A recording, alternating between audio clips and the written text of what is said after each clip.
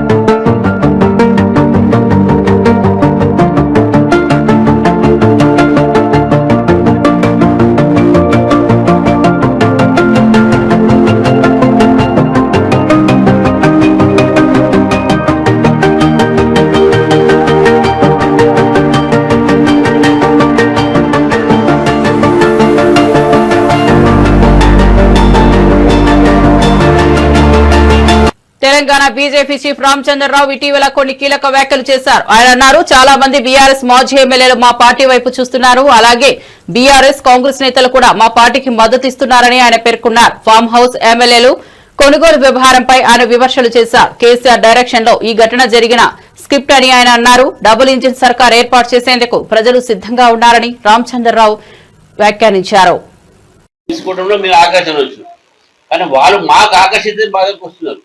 చాలా మంది మాతో టచ్ లో ఉన్నారు. ఇప్పుడు కేవలం మాజీలు వస్తున్నారు. మీరు చూడండి, రాబోయే రోజుల్లో బీఆర్ఎస్ మీద, కాంగ్రెస్ మీద వాళ్ళ ప్రజాప్రతినిధులకు నమ్మకం లేదు, ప్రజలకు నమ్మకం లేదు, నాయకులకు నమ్మకం లేదు. కాబట్టి వాళ్ళు ఆల్టర్నేటివ్ గా భారతీయ జనతా పార్టీ చూస్తున్నారు, భారతీయ జనతా పార్టీ వైపు చూస్తున్నారు. మేము కూడా ఆహ్వానిస్తున్నాం, మా పార్టీ రాండే, పార్టీని బలపరిచండి, తెలంగాణ ప్రజలకు ఒక డబుల్ సర్కార్ ఇంజన్ ఇస్తామని చెప్పేసి కూడా మేము ఎక్కడ కూడా మేము వాళ్ళని ప్రలోభించో లేకుంటే భయపెట్టించి ఎక్కడ కూడా మేము మా పార్టీని తీసుకోవట్లేదు.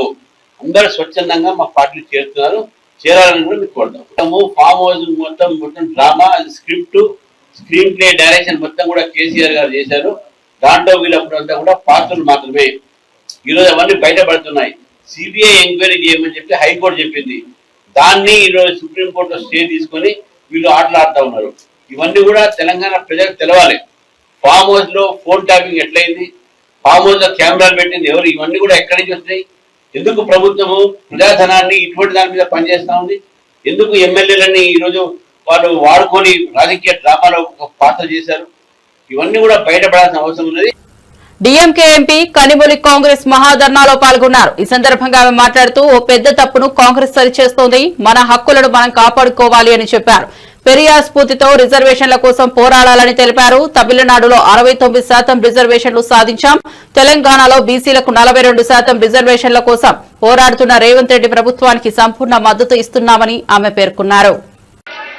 Today we are trying to make a big wrong right.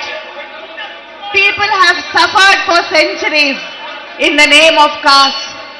We have not been allowed to be educated, to come to good posts. We have not been treated equally. Today we are fighting for our right. And I think nobody has the right to say we will not be given our right. Tamil Nadu has been one of the forerunners in getting reservation for OBCs and the suppressed communities. Today, Tamil Nadu has 69% reservation.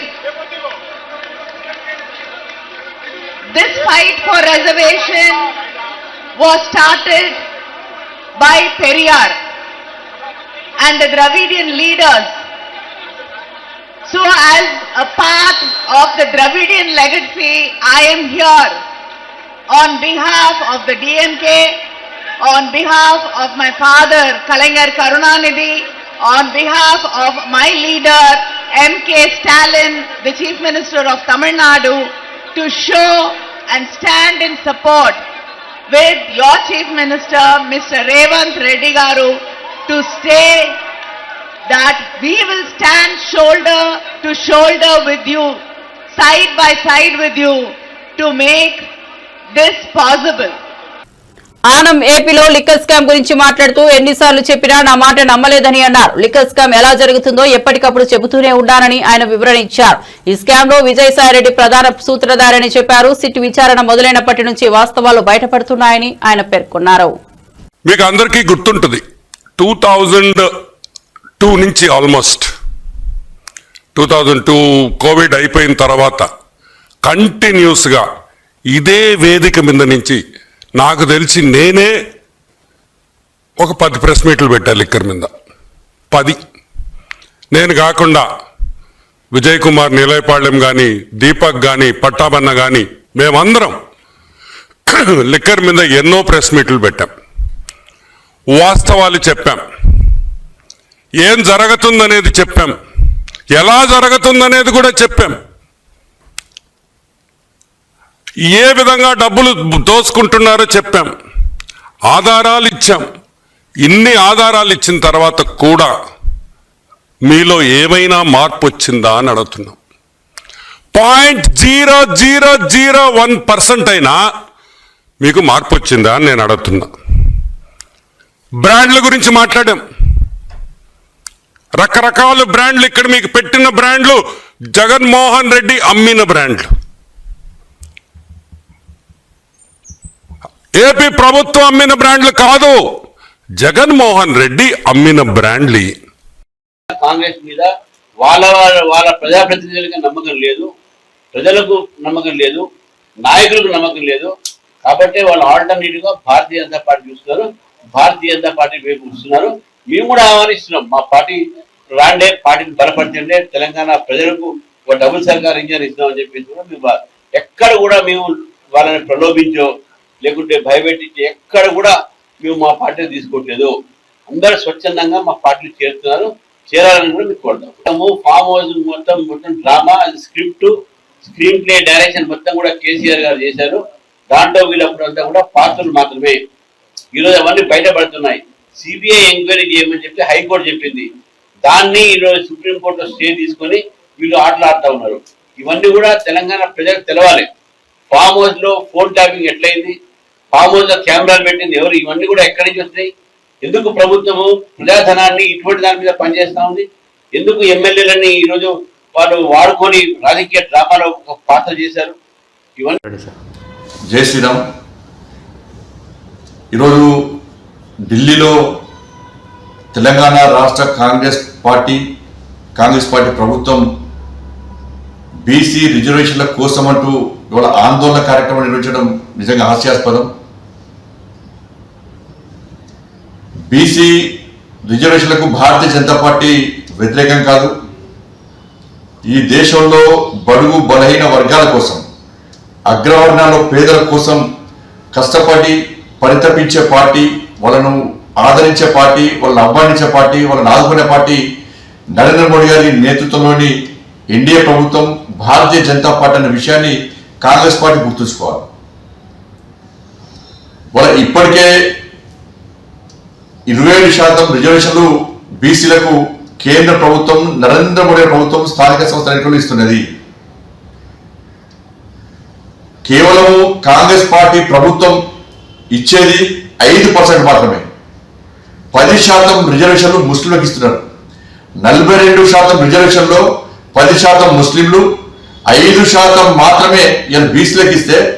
దీన్ని BC reservations అంటారా, Muslim reservations అంటారా? Congress party స్పష్టం చేయాలి. మీరు ఎన్నికల ముందు కామారెడ్డిలో జరిగిన బహిరంగ సభలో రాహుల్ గాంధీ గారి సమక్షంలో మీరు ప్రకటించిన బీసీ డిక్లరేషన్ లో 10% ముస్లింలకు ఇస్తామని చెప్పి మీరు స్పష్టం చేసినారా? ఇవాళ మీరు ఇస్తానది BC reservations. Bharatiya Janata party పూర్తిగా మీకు మద్దతు ఇవ్వడానికి సిద్ధంగా ఉంది. ఎప్పుడంటే పూర్తి 42% బీసీలకే ఇవ్వాల్సిన బాధ్యత మీ మీద ఉంది. కామారెడ్డిలో మీరు ఇచ్చింది బీసీ డిక్లరేషన్, ముస్లిం డిక్లరేషన్ కాదు. కానీ ఇవాళ మీరు అమలు చేయాలనుకుంటున్నది ముస్లిం డిక్లరేషన్ అమలు చేసే ప్రయత్నం చేస్తున్నారు. అందుకే మీ వెంట బీసీలు వస్తలేరు. తెలంగాణ రాష్ట్రంలో బీసీలు వాస్తవాలు గ్రహించారు. కాంగ్రెస్ పార్టీ వాళ్ళు ఉద్ధరించేది ముస్లింలు తప్ప మా బీసీల గురించి కాంగ్రెస్ పార్టీ పట్టించుకునే ప్రయత్నం చేస్తలేదని చెప్పి ఈరోజు బీసీలు గ్రహించారు. కాబట్టి కాంగ్రెస్ పార్టీ వెంట బీసీలు వస్తున్న విషయాన్ని కాంగ్రెస్ పార్టీ ఇప్పుడు కూడా గ్రహించకపోవడం నిజంగా మూర్ఖత్వం. ఇవాళ బీసీలకు మొదటి నుంచి కూడా 50 ఏళ్ల కాంగ్రెస్ పార్టీ పాలనలో ఏ రోజు ఒక బీసీని ప్రధానమంత్రి చేయలేదు. తెలంగాణ ఉమ్మడి ఆంధ్రప్రదేశ్ లో కానీ తెలంగాణ రాష్ట్రం ఏర్పడ్డాక కానీ ఏ ఒక్కరు కూడా ఇలా బీసీని ప్రధాన ముఖ్యమంత్రి చేసిన సందర్భాలు లేవు. వాళ్ళు 27 మంది బీసీ ఎంపీలను మంత్రులు చేసిన ఘనత నరేంద్ర మోడీ గారి ప్రభుత్వాన్ని. వాళ్ళు అనేక మంది భారతీయ జనతా పార్టీ నాయకులకు బీసీ నాయకులకు ఎంపీ టికెట్ ఇచ్చిన ఘనత ఇలా భారతీయ జనతా పార్టీ. కాబట్టి కాంగ్రెస్ పార్టీ యొక్క ద్వంద్వ విధానాలను, ఈ మైనార్టీ సంతుష్టీకరణ విధానాలను వాళ్ళ తెలంగాణ సమాజం గ్రహిస్తున్నది, గుర్తిస్తున్నది. ఇవాళ మళ్ళీ మేము స్పష్టం చేస్తున్నాం, ముస్లిం రిజర్వేషన్లకు భారతీయ జనతా పార్టీ వ్యతిరేకం. బాబాసాహెబ్ అంబేద్కర్ రాజ్యాంగానికి విరుద్ధంగా మతపరమైన రిజర్వేషన్ కాంగ్రెస్ పార్టీ తీసుకొచ్చే ప్రయత్నం చేస్తే తప్పకుండా దీన్ని అడ్డుకొని తీరుతాం. ఇవాళ కాంగ్రెస్ పార్టీ ఇవాళ తెలంగాణ రాష్ట్రం దేశానికి ఒక రోల్ మోడల్ అని చెప్తున్నది. ఇవాళ దేశ వ్యాప్తంగా కాంగ్రెస్ పార్టీని అడ్డుకునేటువంటి పరిస్థితి దేశంలో ఉత్పన్నం కాబోతున్నది. ఇది ముమ్మాటికి ముస్లిం రిజర్వేషన్ డిక్లరేషన్, బీసీ డిక్లరేషన్ కాదు. బీసీలకు 42% పూర్తి రిజర్వేషన్ ఇవ్వాలని చెప్పి భారతీయ జనతా పార్టీ డిమాండ్ చేస్తా ఉన్నది. హైదరాబాద్ కు చెందిన 38 సంవత్సరాల నరేష్ బెట్టింగ్ యాప్స్ కారణంగా ఆత్మహత్య చేసుకున్న సంఘటనపై కేఏ పాల్ స్పందించారు. బెట్టింగ్ యాప్స్ ను నిషేధించాలి, యువతను కాపాడాలి అని ఆయన పేర్కొన్నారు. ఆయన తన స్పెషల్ వీడియోలో ఈ విషయంపై స్పందిస్తూ మానసిక ఒత్తిడిని ఎదుర్కొంటున్న యువకులు అలాంటి యాప్స్ నుంచి దూరంగా ఉండాలని పిలుపునిచ్చారు. Honorable Prime Minister Modi, it is almost 3 a.m. on August 6th, 2025. 5 days ago, I argued in the Honorable Supreme Court about banning all the betting apps. Please look at Mr. Naresh, 38 years old, Vanasthalapuram, Hyderabad. Committed suicide leaving his young wife, Kirti, and 6-year-old daughter. He wrote a letter to you. In his suicide, I borrowed 15 lakh rupees. I couldn't pay it back. Last 6 years I'm suffering. Please ban all betting apps. I'm asking every member of parliament, all 776, please immediately, today, while the parliament session is going on, stop the betting app. Stand united for this cause to save the 300 million Indian youth and their family members. Almost 900 million are affecting. Honorable Supreme Court Justice Suryakant issued notices to Apple and Google. Please remove it. He issued notices to all the app owners, including Dream 11/8/23. Please ban the apps. Make money different way. Save hundreds of billions of lives, millions of dying people. Now or never. If we can't work together for a noble cause like this, Rahul Gandhi ji, please ask all your MPs, all political party leaders, stand united. It's not my fight alone. It's your fight too. Your constituents. Every single citizen, please contact your members of parliament today. Write them, call them, email them. Every media, please report before another death. Every day, thousands are dying. 1100 celebrities, please don't endorse one more betting app. All the media, don't promote betting app. Please come. Let's work together. Share this video until it reaches every single citizen of India and stop money laundering and death and destruction of this great nation of India. Thank you, youth. Don't take your lives. Hope is there. భక్తులకు అన్యాయం జరిగితే ఎప్పటికప్పుడు ప్రశ్నిస్తానని TTD మాజీ అధ్యక్షుడు భూమన కరుణాకర్ రెడ్డి అన్నారు. నాపై ఆరోపణలు చేసే బొల్లినేని నాయుడు మాటలు విన్నప్పుడే నాకు ఆశ్చర్యం కలిగిందని ఆయన వ్యాఖ్యానించారు. నాస్తికుడు, క్రైస్తవుడు అనే మాటలను నేను పట్టించుకోనని స్పష్టం చేశారు. భక్తుల అభ్యున్నతికి సర్వత్రా ప్రశ్నిస్తూనే ఉంటానని ఆయన పేర్కొన్నారు. చంద్రబాబు నాయుడు గారి హృదయ సామ్రాజ్య విజేత, కునారిల్లిపోతున్న హైందవ సామ్రాజ్య విస్తరణను అరికట్టలేకపోతున్నటువంటి పరిస్థితులలో దాని జీర్ణోద్ధరణకు నడుం బిగించినటువంటి కొత్త ప్రవక్త, అవతారమూర్తి అయిన బొల్లినేని రాజగోపాల్ నాయుడు గారు తిరుమల తిరుపతి దేవస్థాన చైర్మన్ గా బాధ్యతలు స్వీకరించిన తరువాత ఆయన నిరంతరము తన వింజామర లాంటిది ప్రజల మీద విషవాయువును చిమ్మేటువంటి వీచిక అయిన తన ఛానల్ ద్వారా వైఎస్ఆర్ కాంగ్రెస్ పార్టీ మీద, మా నాయకుడు జగన్మోహన్ రెడ్డి గారి మీద, మరి పూర్వ అధ్యక్షునిగా నా మీద ఒక వాస్తవాన్ని మాట్లాడుతున్నందుకు, జరుగుతున్నటువంటి తప్పుల్ని ఎత్తి చూపుతున్నందుకు నిరంతరము నా మీద డిబేట్లు పెట్టి నేను ఒక నాస్తికుణ్ణని, నేను క్రైస్తవున్నని, నేను అవినీతి పరుణ్ణని, టీడీఆర్ బాండ్లలో 1000 కోట్లు కొట్టేసినాడనని ఇలా రకరకాలుగా మాట్లాడుతూ తన వందిగా మతులైనటువంటి వందిమాగతులతో మాట్లాడిస్తూ చాలా జబ్బలు జరుపుకుంటున్నటువంటి బిఆర్ నాయుడు గారికి, నాస్తికునికి క్రైస్తవునికి మధ్య కూడా తేడా తెలియనటువంటి ఏ టెక్నాలజీని అత్యద్భుతంగా వినియోగించాలనేటువంటి మీరు ఈ పార్టీ చిన్న చిరుజ్ఞానం కూడా మీకు లేకపోవటం అంటే చాలా ఆశ్చర్యం కలుగుతుంది. మీరు అధికారంలోకి వచ్చి 15 నెలలుగా వస్తుంది. టీటీడీలో సంపూర్ణ ప్రక్షాళన చేస్తానని చెప్పి వచ్చినటువంటి మీరు శ్రీవాణి విషయంలో కావచ్చును, తొక్కిసలాటల విషయంలో కావచ్చును, లేకపోతే గోవుల విషయంలో కావచ్చును, ఏ విషయంలోనైనా మా మీద ఆరోపణలు చేసి కాలం గడపటమే తప్ప గతంలో మా మీద ఆరోపణలు ఈ రకంగా చేసి అధికారంలోకి వచ్చినటువంటి మీరు 15 నెలలు కావస్తున్నా కూడా ఎందుకు ఏ రకమైన. సినీ నటి రమ్యకృష్ణ తన కుమారుడితో కలిసి తిరుమల శ్రీవారిని దర్శించుకున్నారు. ఈ సందర్భంగా ఆమె స్వామివారిని దర్శించి ప్రత్యేక పూజలు చేశారు. రమ్యకృష్ణ తన భక్తిని పంచుకున్నారు.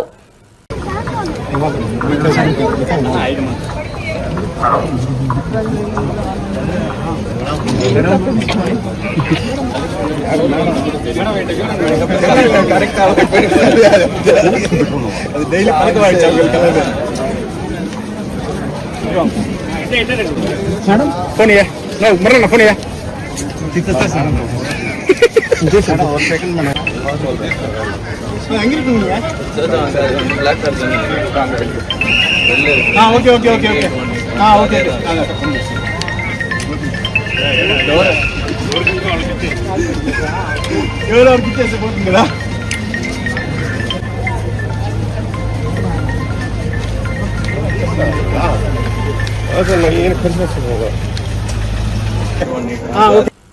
ప్రొఫెసర్ జయశంకర్ జయంతి సందర్భంగా ఆయన గురించి పాట పాడిన బీఆర్ఎస్ ఎమ్మెల్సీ దేశపతి శ్రీనివాస్ ఆయన సేవలను కొనియాడారు. ఈ కార్యక్రమంలో వివిధ నాయకులు పాల్గొన్నారు. తెలంగాణ చెరువు తీరు మన జయశంకరు సారు, అలుగు దుంకి పారు పదునైన మాట జోరు, పాలు పోసుకున్న పజ్జొన్న కంకులల్లా పైకి పైకి ఎగిరే ఆ పాల పిట్టలల్లా మీ ఆశయాల వ్రాలు కనిపించే ఆనవాలు.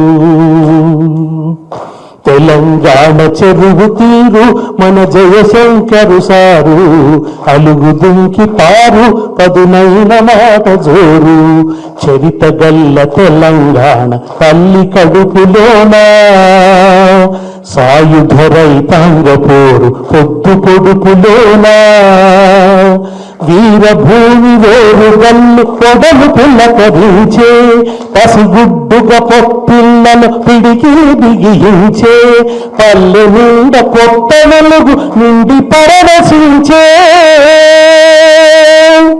పల్లె నిండ కొత్త వెలుగు నిండి పరవశించే భద్రకాళి చెరువులోనా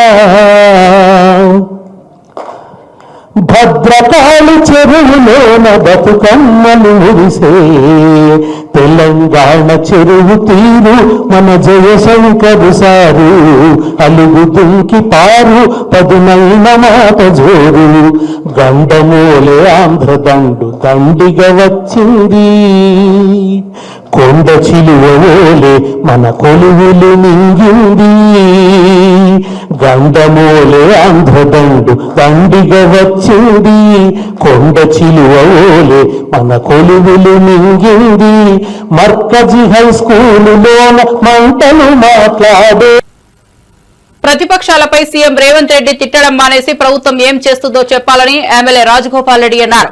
రేవంత్ రెడ్డి కమిషన్ల పేరుతో కాలయాపన చేస్తున్నారని అన్నారు. ప్రతిపక్ష హోదా పదవికి రాజీనామా చేయాలని సూచించారు.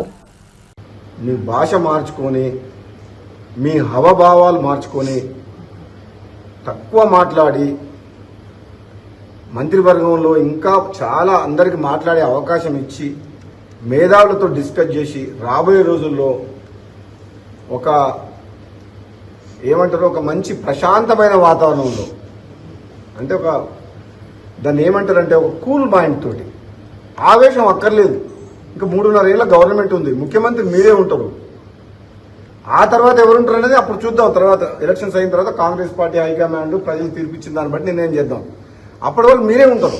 అప్పటిదాకా ఆవేశపడకుండా గంటలు మాట్లాడకుండా ఆ గంటలు అనే స్పీచ్లు తక్కువ చేసి పని మీద ఎక్కువ శ్రద్ధ చూపిస్తే మంచిదని చెప్పి నా సలహా. ఇంతకంటే ఎక్కువ నేను చెప్పలేను.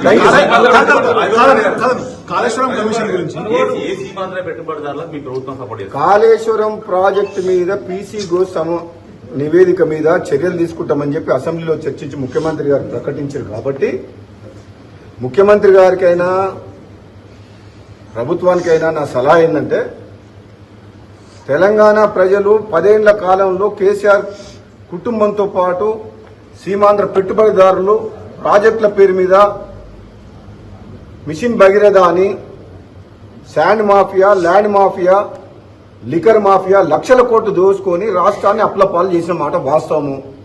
మీకు 20 నెలలు అయింది ఇప్పటి వరకు. పీసీగో మన రిపోర్ట్ ఇప్పుడు వచ్చింది. మీ పుణ్యకాలం అంతా మీరు ఈ రిపోర్ట్లతోటి ఈ కమిషన్లతోటే గడిచిపోయేటట్టుంది. తెలంగాణ ప్రజలు ఎదురు చూస్తుండ్రు. తెలంగాణ ప్రజలకు మాట ఇచ్చినాం. దోపిడికి వ్యతిరేకంగా ఎవరైతే అవినీతి పాల్పడ్డారో వాళ్ళని బయటికి తీసుకొచ్చి జైల్లో పెడతామని చెప్పి నేను కూడా అన్నా, మన ప్రభుత్వం కూడా అన్నది.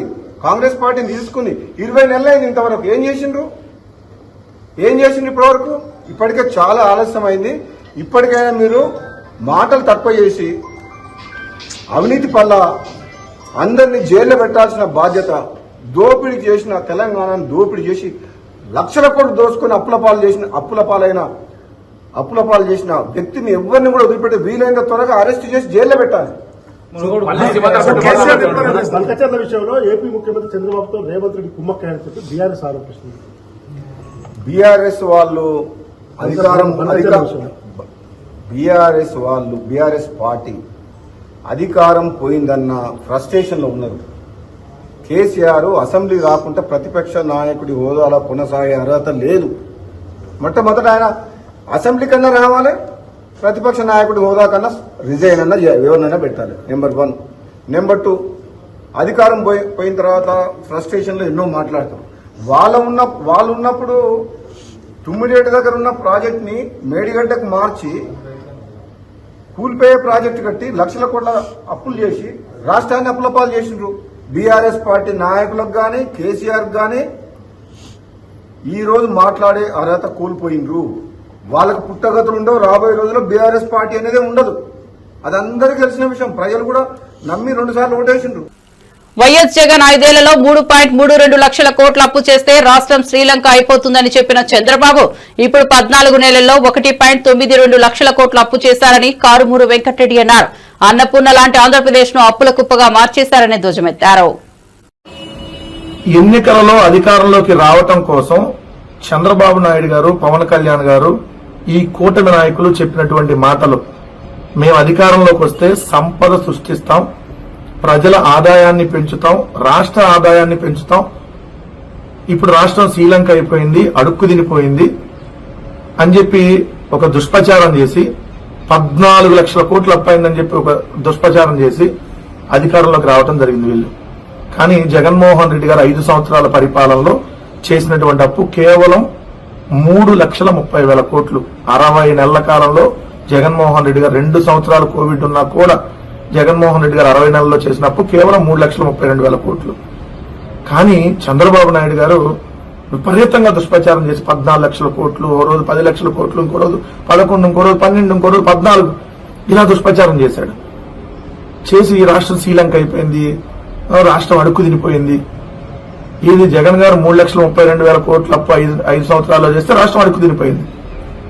కానీ ఇప్పుడు వీళ్ళు అధికారంలోకి వచ్చిన తర్వాత ఈ 14 నెలల కాలంలో మీరు చూస్తే 1,91,112 కోట్లు అప్పు చేశారు. 1,91,112 కోట్లు కేవలం 14 నెలల కాలంలో, అంటే దాదాపుగా 2 లక్షల కోట్ల అప్పు. సంపద సృష్టిస్తానని చెప్పి అప్పుల కుప్పగా ఆంధ్రప్రదేశ్ ని అన్నపూర్ణ లాంటి ఆంధ్రప్రదేశ్ ని తయారు చేశారనేది ఈరోజు 14 నెలల కాలంలోనే కనపడింది. అంటే ఈ ప్రభుత్వం చేస్తున్నటువంటి అప్పు, 14 నెలల్లో చేసిన అప్పు 1,91,112 కోట్లు. అంటే నెలకి 13,650 కోట్లు అప్పు చేస్తుంది. నెలకి 13,650 కోట్లు. ఒక రోజుకు వీళ్ళు చేస్తున్న అప్పు 455 కోట్లు. చంద్రబాబు నాయుడు గారు అధికారంలోకి వచ్చినప్పటి నుంచి ప్రతిరోజు 455 కోట్లు అప్పు చేస్తా ఉన్నాడు. ప్రతి గంటకి. నటుడు సుమన్ తన రాజకీయ ఎంట్రీపై మాట్లాడుతూ ప్రస్తుత ఎన్నికలకు ఇంకా సమయం ఉంది, తమిళనాడు ఎన్నికల నేపథ్యంలో కొంతమంది మమ్మల్ని ఆహ్వానిస్తున్నారని అన్నారు. రాష్ట్ర అభివృద్ధి కోసం కూటమి ప్రభుత్వానికి మద్దతు ఇవ్వాలని నేను అనుకుంటున్నానని ఆయన చెప్పారు. నెక్స్ట్ ఎలక్షన్ వచ్చినప్పుడు చూద్దాం. వేరే రాష్ట్రాల్లో వేరే ఎలక్షన్స్ ఇప్పుడు 26లో ఉన్నాయి, వాటిని పిలుస్తున్నారు. దాని గురించి ఆలోచించి తర్వాత నిర్ణయం తీసుకుంటారు. తమిళనాడులో ఇప్పుడు ఎలక్షన్ ఉంది, తమిళనాడు ఎలక్షన్స్ కి పిలుస్తున్నారు. రండి సార్, మీకు టికెట్ కావాలంటే మీకు టికెట్ ఇస్తాం అంటున్నారు. నేను ఉండేది వేరే ఊరు అండి, ఇది జరిగేది వేరే ఊరు, నేను తర్వాత నేను చేస్తాను. నేను పుట్టింది పెరిగింది తమిళనాడు కాబట్టి వాళ్ళు ఎందుకో ఇప్పుడు ఆఫర్ ఇచ్చారు, సో నేను చెప్తానండి అని చెప్పి చెప్తున్నాను. సో అది వేరే. ఇక్కడ అయితే పాలిటిక్స్ ఆల్రెడీ నెక్స్ట్ ఇంకా ఎలక్షన్ వచ్చినప్పుడు అప్పుడే మనం మాట్లాడతాం.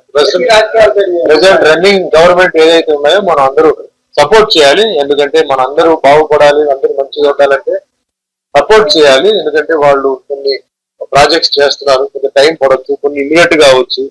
యాజ్ ఇట్ డెవలప్మెంట్ చూసినప్పుడు రోడ్ డెవలప్మెంట్స్ అని ప్రమాణంగా జరుగుతున్నాయి, ఒక్కొక్క డెవలప్మెంట్ బాగానే జరుగుతున్నాయి. కొన్ని సెక్టర్స్ లో కొంత లేట్ అవుతుంది. సో అందరూ కలిసి మన ముఖ్యమంత్రి గారు నారా చంద్రబాబు నాయుడు గారికి, డిప్యూటీ సీఎం పవన్ కళ్యాణ్ గారికి సపోర్ట్ ఇచ్చి అందరూ బాగుండాలి, అందరూ హ్యాపీగా ఉండాలి. ఇక్కడ వచ్చేసి అది లేదు ఇది లేదు చెప్పి అందరినీ సాటిస్ఫై చేయాలంటే చాలా కష్టం అవుతుంది, టైం పడుతుంది. వాళ్ళకి అందుబాటులో ఏది ఉందో అది వాళ్ళు చేస్తున్నారు, అది కొంచెం సహకరించాలి. అందరూ హ్యాపీగా ఉండాలి, అందరూ బాగుండాలని నా ఉద్దేశం. ఢిల్లీలో కాంగ్రెస్ నేతలు దొంగ దీక్షలు చేస్తున్నారని జాగృతి అధ్యక్షురాలు కల్వకుంట్ల కవిత ఆరోపించారు. రాష్ట్రంలో ప్రజల కష్టాలను తెలుసుకోకుండా ఢిల్లీలో దీక్షలు చేయడం సరైన విధానం కాదు అని ఆమె పేర్కొన్నారు. ప్రభుత్వ కుయుక్తితో 72 గంటల ధర్నాను అడ్డుకున్నారని ఆమె పేర్కొన్నారు.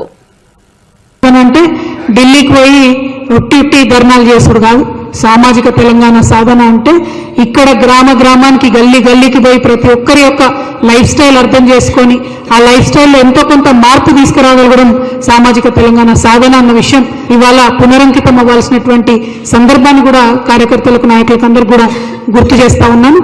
రెండింటిని కూడా తీసుకొని జాగృతి ముందుకెళ్తుందని చెప్పి మళ్ళొకసారి తెలియజేస్తున్నాం.